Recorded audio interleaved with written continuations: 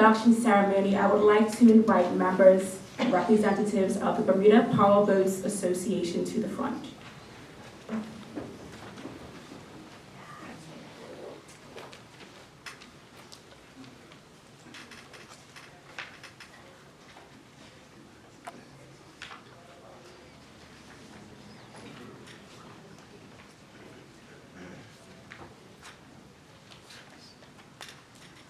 Good evening. Whew. Feels like race day.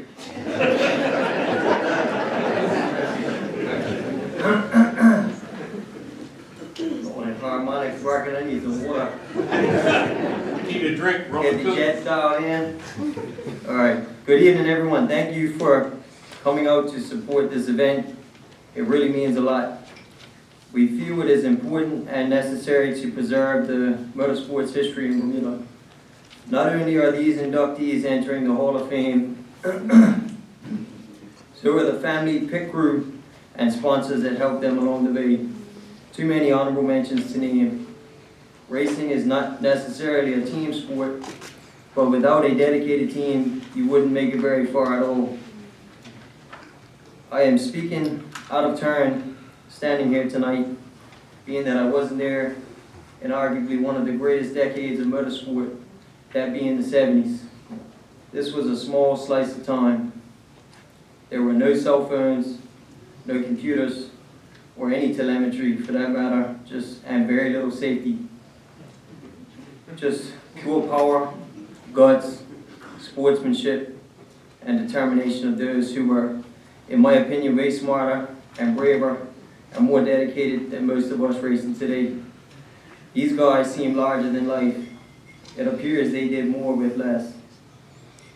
Records are made to be broken, and as time moves on with evolution, that does happen from time to time.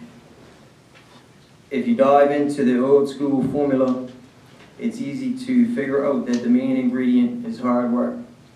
You mix hard work with passion, talent, brain power, science, and of course luck, you have the potential of a winning recipe. Tonight is a fun night to celebrate all forms of motorsport in Bermuda, to celebrate the legends, to learn about the history, and to see some cool stuff. Big up Paul on bringing that car out tonight, man.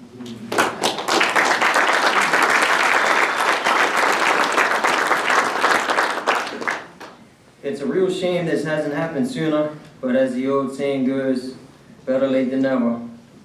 All these names are now officially in the history books, and I want to thank everyone on the Hall of Fame committee for making this happen, to hopefully pass on what once was. Without further ado, on behalf of the Bermuda Power Boat Association, it is my honor to now induct Ed Hamilton into the Bermuda Motorsports Hall of Fame.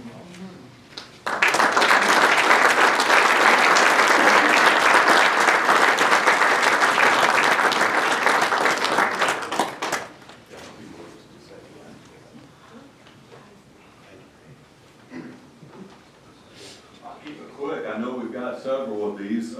Unfortunately, I was unable to be here during those fabulous 70s and all that at the big boat racing. I hate that I missed that. But I am Gina Hamilton's husband. We've been married for a number of years now. Anyway, we prepared a few words on his behalf. Ed Hamilton, my late father-in-law, was a passionate, loyal, and at times it could be said a fanatical sportsman right up until his passing in July of 20. He fished the rivers and lakes of Florida as well as his home state of Colorado at every opportunity. Ed never missed a NASCAR race, not even in the hospital in the end. He and I both supported Florida State football, but Ed's level emotional game day calls to mind the famous phrase from Jim McKay on ABC's Wide World of Sports: the thrill of victory and the agony of defeat. We can all remember that. Ed was a big fan of that show, and on a Sunday night after a day of racing at Ferry Reach. This brings us back to where it all began for Ed, boat racing. It was far and away his sport, the thing he was born to be effortlessly good at in the eyes of the spectators. Ed relocated to Bermuda in 1963 after discharge from the United States Navy to live with his then wife, Ann Hamilton, and raise their daughter, Gina. He called Bermuda his home and Bermudans his friend and family for 30 years. He loved the island and repeatedly applied for and eventually was granted Bermudian status after 28 years as a resident. Ed remarried in 1985 and moved back to the United States, but it's fair to say that he never had a place of love and friends like he did here. I'm told that Ed was introduced to boat racing around the mid-60s by a fellow PW's co-worker and close friend, Carl Soares. He's here tonight.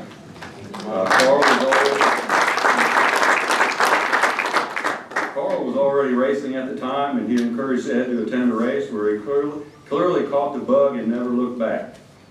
So much so, upon Ed's graduation from Dale Carnegie, his instructor announced, "Ed is an excellent public speaker. Now we just need to get him to speak about anything other than boat racing." We can all relate to that. When Michael Shepard, one of Ed's pit crew members, learned of tonight's ceremony, he shared, "We got to be a part of something special. The intensity of competition tempered with the camaraderie of the drivers and of the teams was remarkable. Ed ran pre-race prep in the garage, practice, and race days like a well-oiled machine. All done with a laugh, but with seriousness of purpose. We were truly a close team, like family." Afterwards came Ann's warm welcome and delicious barbecue, followed by more laughing, but only after the boat was put to bed and equipment properly stored. Maybe we laughed so much because we won a lot. I don't know. Thankfully, Ed was made aware that he was being inducted into the Bermuda Sports Hall of Fame before his passing, and he contributed by sharing his racing memories in the pamphlets commemorating tonight's event. Reading about Ed, you will learn of his years serving on the BA board, the many types of boats and racing accomplishments both in Bermuda and overseas, but what he does not say, perhaps he has never considered, was the racing example and legacy he left behind for younger racers to be inspired by. Ed exemplified determination, discipline, courage, resourcefulness, and teamwork. Ed had the greatest respect for his racing rivals, friends at least most of the time, and fierce competitors all the time. They always wanted what was best for the sport, the mark of a true sportsman. In the end, it was not Ed's own accidents or loss of interest that closed the chapter on his racing days. It was the loss of Jeff Smith and then his greatest rival and longtime friend, Ken Deere, that ended Ed's racing days. Ken's tragic accident and death was the end of that era, if not on the day of his passing, shortly thereafter. It just wasn't racing without Ken. Looking back, memories both great and sad were made all the more vivid by the possibilities of racing at those speeds with only a couple inches of a boat touching the water. And that's all we've prepared, but I'd like now to introduce my wife, Ed's daughter, Gina, to receive on Ed's behalf.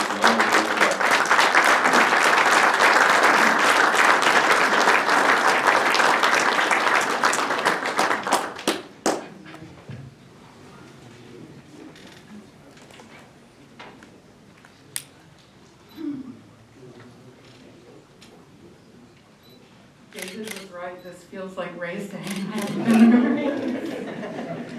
I just want to quickly say thank you. Dad would have been so proud to have you as the person who introduced him as an inductee tonight. I'd like to congratulate all the inductees into the Bermuda Motorsports Hall of Fame and thank the organizers for this wonderful evening held in celebration of our past greats. Most especially when I was a kid, but continuing through adulthood, I would be introduced very rarely as Gina, but instead as Ed Hamilton's daughter. On many an occasion, I would be walking down the street and someone would call out, "Ed, Hamilton," or even number 5. It happened. As you can imagine, it may not have been my favorite thing to have a boyfriend introduce me in that way. Well, time and the loss of my dad has given me a new perspective on this. Pride. So, on behalf of my dad, I, Ed Hamilton's daughter, proudly accept this honor on his behalf tonight, and thank you.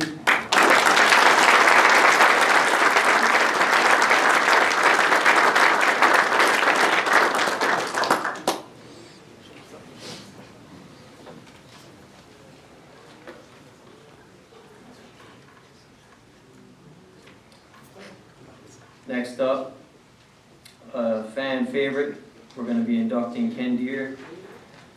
Unfortunately, Robbie Swainson was on his pick crew. He wasn't able to attend this evening. In his absence, we're going to read a tribute. Ken Deere was born the first son of Edmund and Stella. He was always one to be in the middle of the action. As a young man, he was the one to set the trend. As most of us can remember from his bachelor days in his Cedar Avenue apartment, Brian Willis and Ken shared this apartment, and it was like a meeting place. People used to just hang around because wherever he was, there was bound to be something going on. In a way, he kept a lot of his friends off the street. Ken was a colorful personality who was the envy of many. His impeccable appearance in public was indicative of his wholesome attitude towards life. Life was not enough in itself for Ken to accept on a day-to-day basis. I guess that long before I knew him, he had made his mind about one thing, and that was life wasn't going to pass him by. I knew Ken best as a sportsman and a gentleman. Around 1965, he entered powerboat racing as a rookie. The sport was about 12 years old at the time. From the onset, Ken injected the sport with the type of enthusiasm that has been an example to all of us who follow racing. From a very humble beginning in the smaller classes, he moved through the ranks to where he has been for a number of years. He was instrumental during his career in bringing about individual sponsorship for the drivers and initiating the big sponsored races. He also introduced the overseas drivers to our marathon races. The rest is history. I know of no one on this island who has contributed so much to the sport of powerboat racing. Boat racing and its future here were a part of his life, his DNA. His wife, Jeannie, and family knew that he loved what he was doing, and it was through their love and understanding that he was allowed the freedom to continue.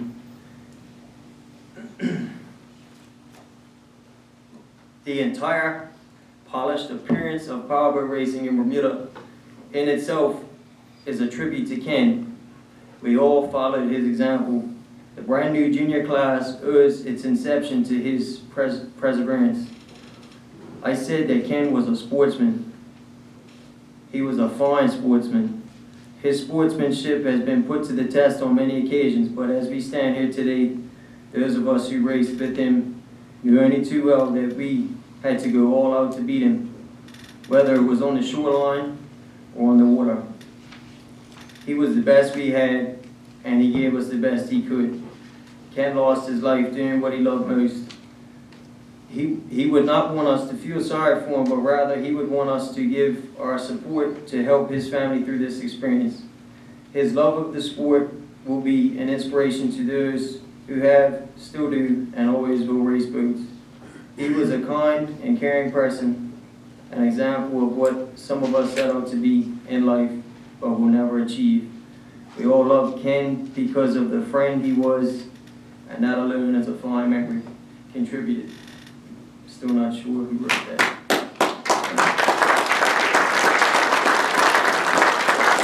I introduce Brian Willis to come present the trophy.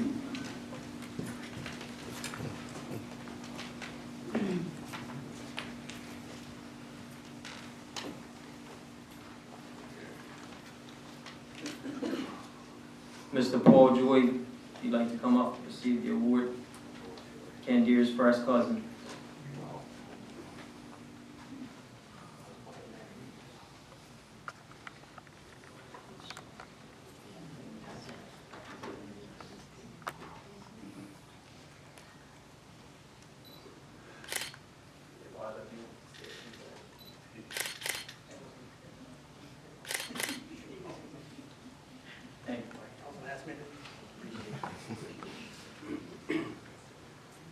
Good evening, everybody.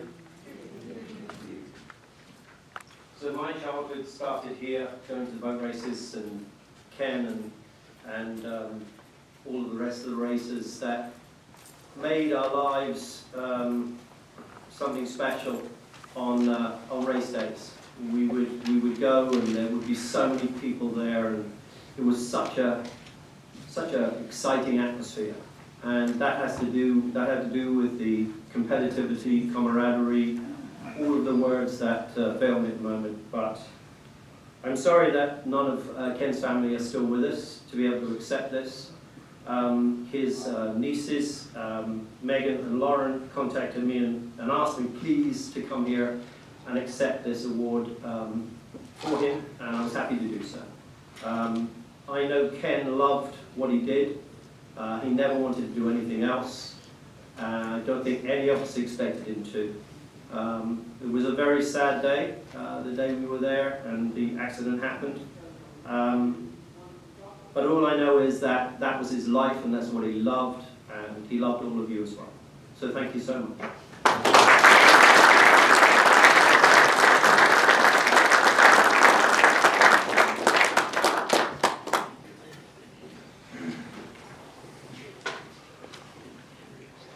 Next up, I'd like to introduce Morris Johnson to present Anthony Mello's award.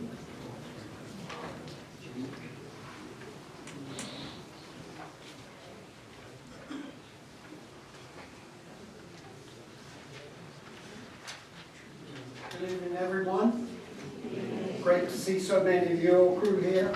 A lot of years going by and a lot of laps around Ferry Reach track, where I now live, right opposite Stone Crusher Corner. So I sit there every round the island race, and you're all invited, just bring your own beer. We fill that veranda every time for powerboat racing.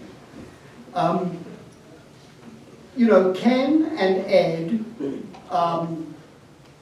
were, how shall I put it? They went racing in a different way. They were very professional, not that all around wasn't, very professional in their approach and everything. But Anthony didn't get the nickname of all round made round to go round without reason. He was just wide open. He just, you know, the personality just exploded out of him. He was into everything. You say, you know, he used to say all the time that the first powerboat race took place when the second one hit the water. It only took two to make a race. And he used to say that all the time. I see Sparky sitting there smiling now, so he knows what we're talking about. But there are some other things there that people probably don't know about, and it goes to the camaraderie that has always existed, and it's in motorsports and go-karting and everything as well. I see some very familiar family faces here. But we used to get together, and Anthony was very much a large part of what we called the Barn Boys, which was Herbie Adley's crew that built the boats.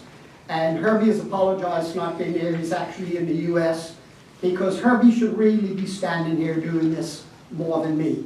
He and all round were so close and so much into the boat building. The boat for which Anthony is known so broadly was number 40. He always had 40. That was Smirnoff, because they were the first people to sponsor him. And Bermudians back then bought either a 26 or a 40. And that's how the boat got to be the number 40. And always kept it, for those of you that didn't know that. But they decided, all of us had been working with Nigel Prescott building Defiance and some other boats, and Herbie decided that he and Anthony wanted to build a new racing boat. So one Friday night, because I lived at Spanish Point, close to him, Friday night he called me, he said, bring your drawer and instruments. I had a small architectural practice at the time. And he called me, he said, bring your drawer and instruments. Friday night, with a bare piece of paper, we designed that racing boat. By the time we got out of there midnight, the boat was designed. By dark the following night, Saturday night, the boat was completely framed up and assembled, the skeleton. Sunday, we put the Airex foam on it because it was foam sandwich. It was an expanded foam sheet covered with fiberglass both sides. 1 week later, that boat was in the water being tested with a mercury that we called the Reverend Leroy, because after the old Flip Wilson TV show, it was called the Reverend Leroy because, no offense, but Flip Wilson used to say, I'm black and I talk out loud. And it was a mercury, and we named it the Reverend Leroy. And David smiled, but he knows, because that boat did so many races. But in 1 week, that boat went from a blank sheet of paper on a Friday night to testing for the Round the Island race in 9 days. And there were so many people. We had all the Marine police guys at that time that were all very much involved with us. Eddie will know a lot of these guys. Rollinson and Jerry Swales and Pete Swan and all of them. They were all part of our racing crew then. So everybody was there. So we put that boat together. Now that boat was unusual in that it was the first stand-up driver and throttle racing boat in Bermuda. I think I'm correct in that, Eddie. It was the first stand-up boat. We built bolster seats that fitted around your hips and up your back, and of course you had to put your feet forward. You lean back into them. So we had to find some way to set up the feet. So we put a piece of plywood across there as a footrest. But of course we had to spring load it. So Bertie Lyons and I, and Bertie's not here tonight, he'd laugh at this, we knew where there was an old mobilette, derelict, that had been thrown in the grass around behind Green Lantern. And we went around here and took the back shocks off of it and spring-loaded 4 in the first sprung racing boat in Bermuda. You've heard the story. Was that they were mobilette shocks for that thing. Another thing that All Ryan used to do, I said he was wide open, vibrant personality, always ready to compete. And Mark Selly will probably make a comment on this. New Year's Eve at Anthony's house, Leebown, down in Devonshire, we used to put the Jeep CJs against the Toyota Land Cruisers with a cable between them and drag them up and down the road to see which was most powerful. And that's what Peter's smiling. Peter knows what it's all about. We often did things like that. And this was the type of thing that Anthony was all about. He was seriously race, you know, but he knew how to joke and do things as well. And I think it was so appropriate that when we finally laid him to rest off the 100-fathom mark on the North Shore, I sat there thinking, he was the first guy to drive the boat, and he was the last. And I'll never forget that.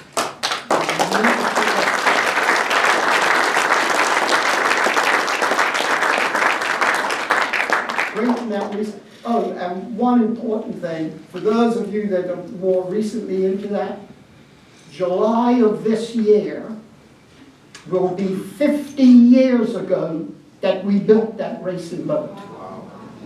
It went in the water July 1973. And I think Chris has it now. It still exists. And there's not a trace of rot or anything in it. It was built like a battleship. That's why a lot of other guys like Eddie and Ken and Ed beat it in racing. But you could never break that boat. And I will never forget what happened with that boat and the fun we all had with it. Yeah. So that's pretty much it for me.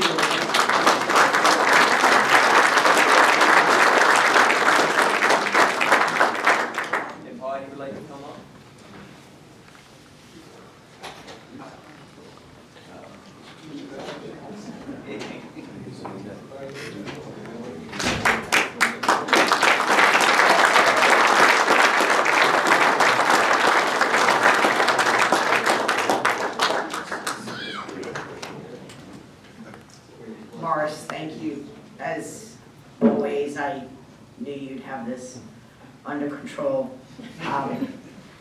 Anybody ever short on an all-around story, Morris Johnson's always got at least half a dozen in his back pocket. He was a great generator of stories.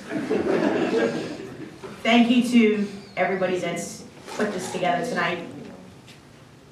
This is a very great event. I am honored to be here to receive this award in front of for my father tonight. And to Ed Hamilton's daughter, Gina, I'm still called all around. So, we just learned to deal with it.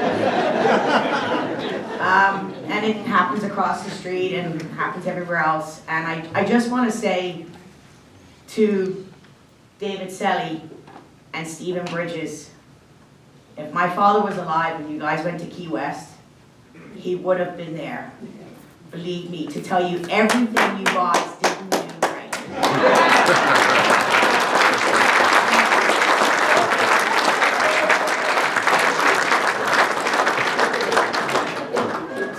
Thank you. I think we did a lap and a half.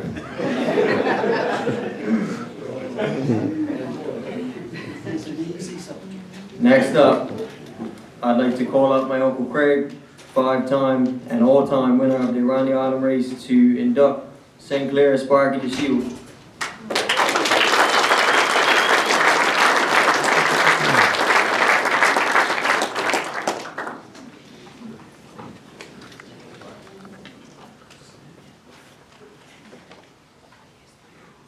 Sparky, you can come up.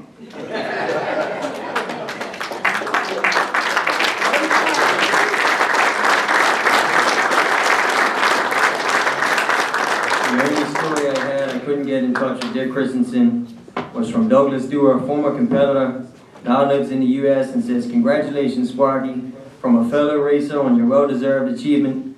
The only time I ever saw you on the track was when you was flying past me and circling me with your rooster tail."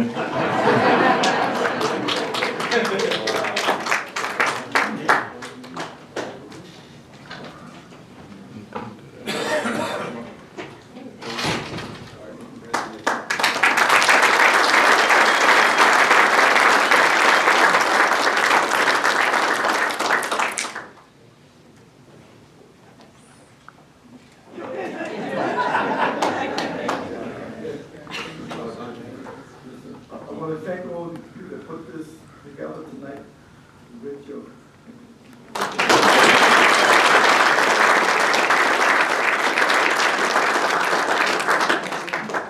Last but not least, the legend himself, Eddie Rowe.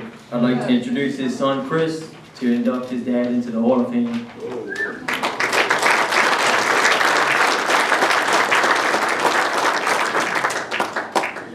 Good evening, everybody.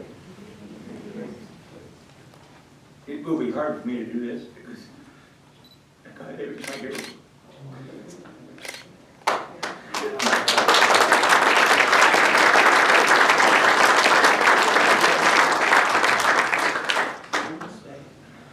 It's very fitting to put Anthony and Eddie in the same order. And it's very difficult for me to do this because I love you guys. Get it together, Chris. Got it. We're putting it together. All right. Foot to the floor. What's going to happen is we're going to put all these people in here, and I must say that you guys put an amazing show together. From the car outside to the pictures. And I'm thinking that I wish I had been there to watch all of this. I was a little light in the tail. But as Morris said, I have Anthony's boat. And I took it from him, or he gave it to me. And the one thing he said to me, he says, "You can have this boat if you paint it back black."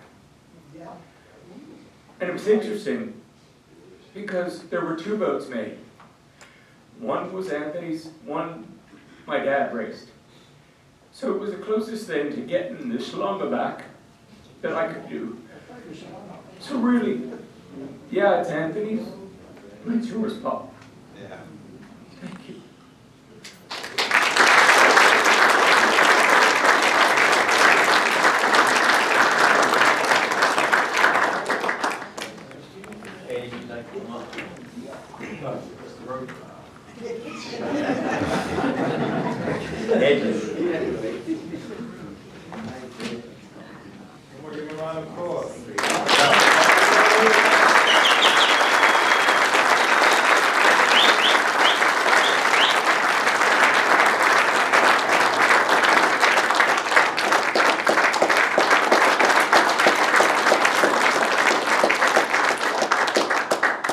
I'd like to say thank you to everybody for being here and for all the organizers and for everything they've done to make this happen tonight. But it all goes back to something said earlier, sponsors. People that arranged to have sponsors. Ken was a big person in it. Ed helped a lot in it. And I got lucky. I started, my first sponsor was John Swan. He gave us sponsor for Ron Yard. I had a white bird, we put a black swan on it. Married that black bird, we put the white swan on it. That's how I went. I still came second. But after that I got bait and tackle, which was short-lived. Bert was short-lived too. Got rid of that one real quick. And I got a SIBO and it just went all. Actually, I skipped one. Newton Hancock bought in the Mars Master. I think he got it from Ed Hamilton. That's right. And he kept barrel rolling this thing. And every time he barrel rolled, he hurt himself, so I got to drive it after that. So I drove that first season in that, what was then called the ON class, and actually won the series, and never won a race. Seconds and thirds, but all those other guys kept having breakdowns and flips. Stay afloat. Well, I actually won the series with Newton's boot. Then, like I said, I got my first SIBO. And I practiced all winter with it. So when I came out in May, I was ready. And never looked back. We picked up Washington Wear as a sponsor for a couple of years, and that was wonderful. And then that died a natural death too, because things changed. People couldn't support it anymore. And Fritz came along from Rossapot and was all downhill after that. We never lost the race after that. It was fun. We were 5-time undefeated in that class. But those days are over, and I wish we could have some more of that now. It would be fun to go down and watch, but it's so expensive. I don't know. Sponsors aren't around to lay out money like they used to. With all of that, I'd like to say thank you for my family, my wife, Susie, and all my pit crew. Some are here tonight, some aren't. I try to get a few of them here, but thank you everybody.